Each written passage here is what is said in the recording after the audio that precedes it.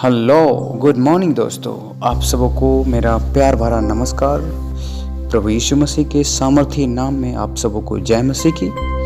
मैं विश्वास और आशा करता हूं कि आप सब लोग अच्छे हैं, और क्यों नहीं, क्योंकि हम आपके लिए दुआ करते हैं, आपको हम अपना बेस्ट विशेष देते हैं। और मैं आशा करता हूं कि आप सब लोग आनंद में हैं, खुशी में हैं, और परमेश्वर की मौजूदगी में आप भरे पूरे हैं।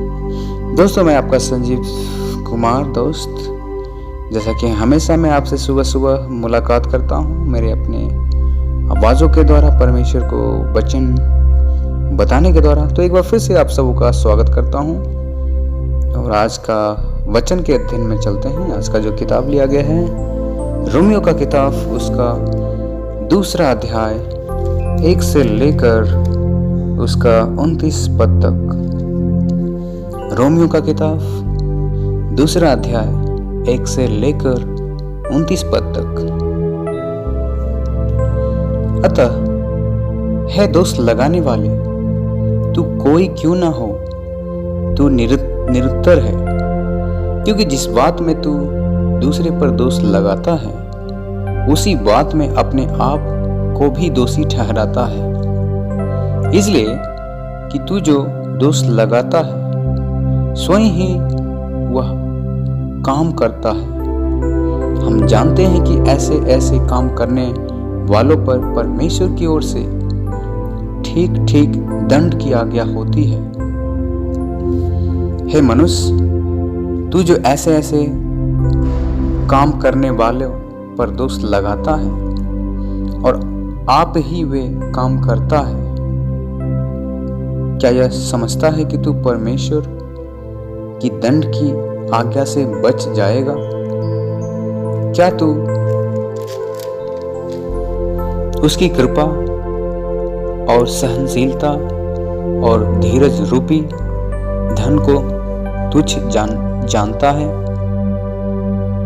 क्या यह नहीं समझता कि परमेश्वर की कृपा तुझे मन फिराव को सिखाती है? पर तू अपनी कठोरता और हठीले मन के कारण उसके क्रोध के दिन के लिए, जिसमें परमेश्वर का सच्चा न्याय प्रकट होगा, अपने लिए क्रोध कमा रहा है। वह हर एक को उसके कर्मों के अनुसार बदला देगा। जो सुकर्म में स्थिर रहकर महिमा और आदर और अमरता की खोज में हैं, उन्हें वह अनंत जीवन देगा। पर जो विवादी हैं और सत्य को नहीं मानते, वरन अधर्म को मानते हैं, उन पर क्रोध और कोप पड़ेगा, और कलेश और संकट हर एक मनुष्य के प्राण पर जो बुरा करता है आएगा, पहले यहूदी फिर यूनानी पर। परंतु महिमा और आदर और कल्याण हर एक को मिलेगा, जो भला करता है, पहले यहूदी फिर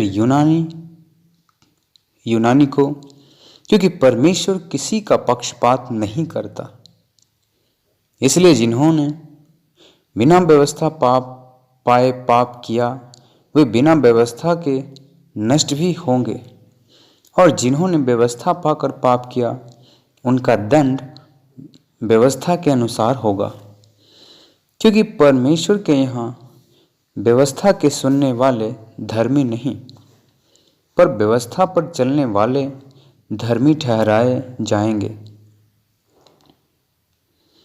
फिर जब अन्य जाति लोग, जिनके पास व्यवस्था नहीं, स्वभाव ही से व्यवस्था की बातों पर चलते हैं, तो व्यवस्था उनके पास न होने पर भी वे अपने लिए आप ही व्यवस्था है। वे व्यवस्था की बातें लिखी हुई दिखाते हैं, और उनके विवेक भी गवाही देते हैं, और उनके विचार परस्पर दोष लगाते या उन्हें निर्दोष ठहराते हैं।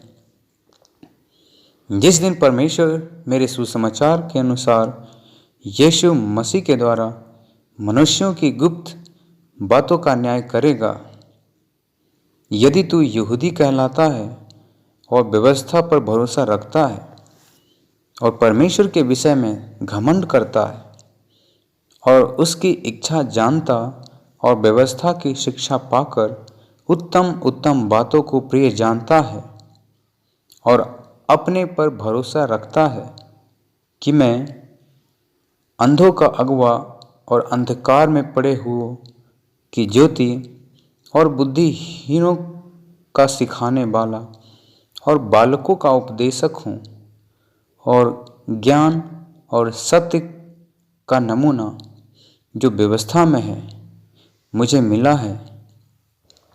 अतः क्या तू जो दूसरों को सिखाता है अपने आप को नहीं सिखाता? क्या तू जो चोरी न करने का उपदेश देता है आप ही चोरी करता है? तू जो कहता है व्यभिचार न करना, क्या आप ही व्यभिचार करता है? तू जो मूर्तों से घृणा करता है क्या आप ही मंदिरों को लूटता है? तू जो व्यवस्था के विषय में घमंड करता है क्या व्यवस्था ना मानकर परमेश्वर का अनादर करता है?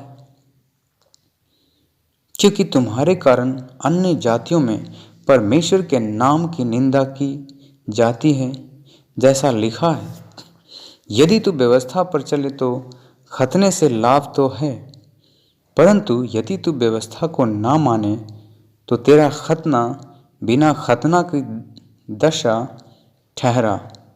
इसलिए यदि खतना रहित मनुष्य व्यवस्था की विधियों को माना करे तो क्या उसकी बिना खतना की दशा खतने के बराबर न गिनी जाएगी?